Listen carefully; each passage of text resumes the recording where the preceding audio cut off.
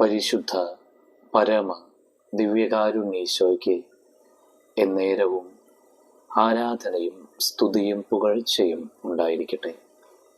ഇന്ന് നവംബർ മാസം 23-ാം തീയതി ശനിയാഴ്ച.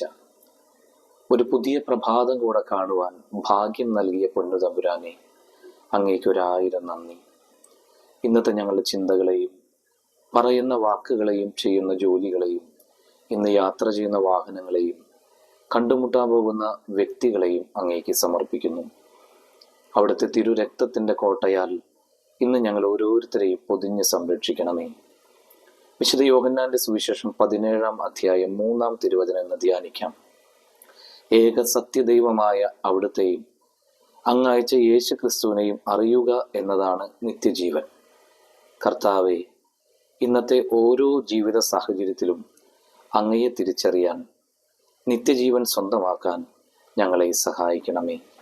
നമ്മുടെ കർത്താവ് ഈശോ മിശിഹായുടെ കൃപയും പിതാവായ ദൈവത്തിൻ്റെ സ്നേഹവും പരിശുദ്ധാത്മാവിൻ്റെ സഹവാസവും നാം എല്ലാവരോടും കൂടെ ഉണ്ടായിരിക്കട്ടെ, ഇപ്പോഴും എപ്പോഴും എന്നേക്കും.